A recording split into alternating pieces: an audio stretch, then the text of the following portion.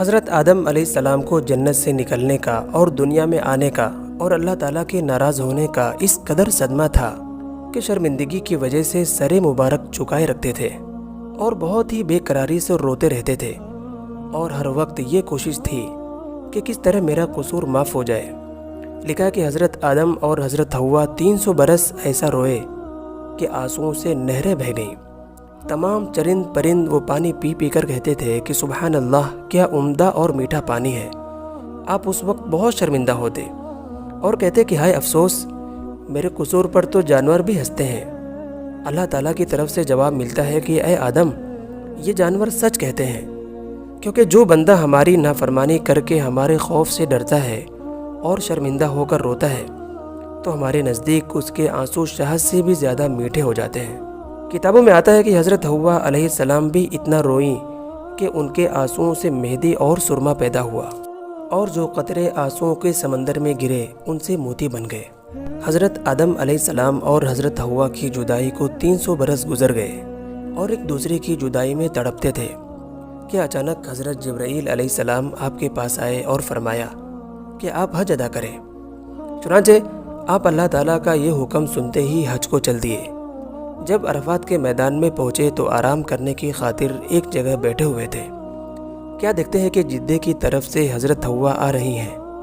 آپ محبت کے جوش میں کھڑے ہو گئے اور دوڑ کر ان کو لپٹ گئے، اور دونوں روتے روتے بے ہوش ہو کر زمین پر گر پڑے۔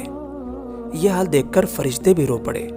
اس وقت اللہ تعالیٰ کی رحمت کا دریا جوش میں آیا، اور اللہ تعالیٰ کی قدرت سے حضرت آدم علیہ السلام کی نظر آسمان کی طرف گئی تو کیا دیکھتے ہیں کہ عرش اعظم پر کلمہ طیبہ لا الہ الا اللہ محمد الرسول اللہ لکھا ہوا ہے۔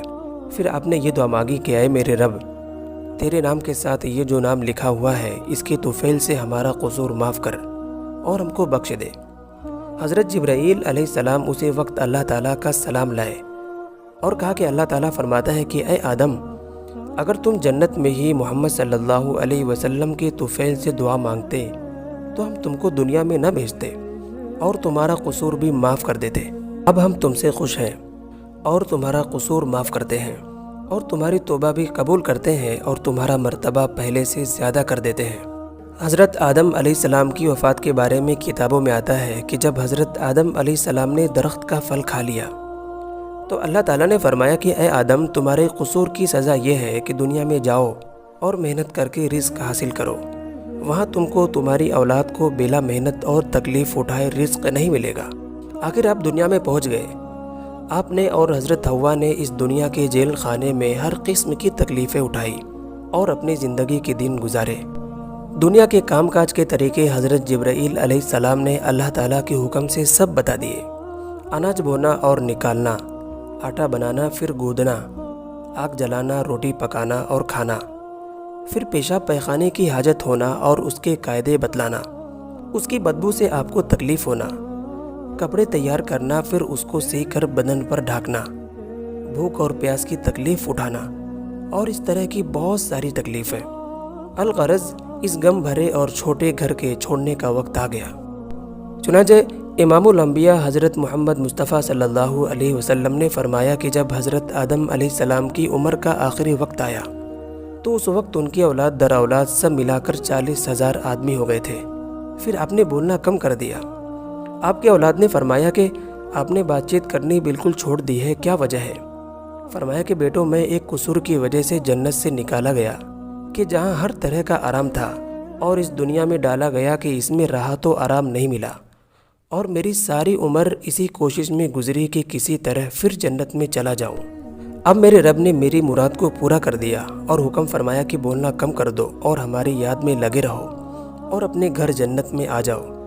لکھا کہ جمعہ کے دن حضرت جبرائیل علیہ السلام کچھ فرشتوں کو لے کر آپ کے پاس آئے اور اللہ تعالیٰ کا سلام پہنچایا کہ اتنے میں ملک الموت بھی آئے اور آواز دی، جن کی آواز سے حضرت حوا ڈر گئیں اور ڈر کر آپ سے لپٹ گئیں۔ حضرت آدم علیہ السلام نے فرمایا کہ اے حوا، جتنی تکلیفیں مجھ پر آئیں تمہاری وجہ سے آئیں، اب میرا آخری وقت ہے، اس وقت تو ذرا الگ ہو جاؤ، میرے رب کے درمیان رکاوٹ نہ ڈالو۔ اور یہ آواز ملک الموت کی ہے، اندر آنے دو، ڈرو مت۔ پھر ملک الموت آئے اور آپ کی روح مبارک قبض کر لی۔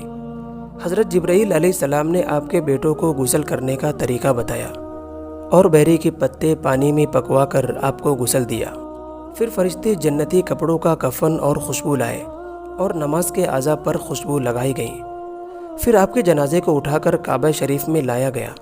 فرشتے مقتدی بنے اور حضرت جبرائیل علیہ السلام امام بنے اور بلند آواز سے 4 تکبیریں کہہ کر نماز سے فارغ ہوئے اور قبر میں بغلی بنوا کر اس میں آپ کو دفن کر دیا۔ مسجد خفیف اور مینا کے درمیان آپ کی قبر شریف ہے۔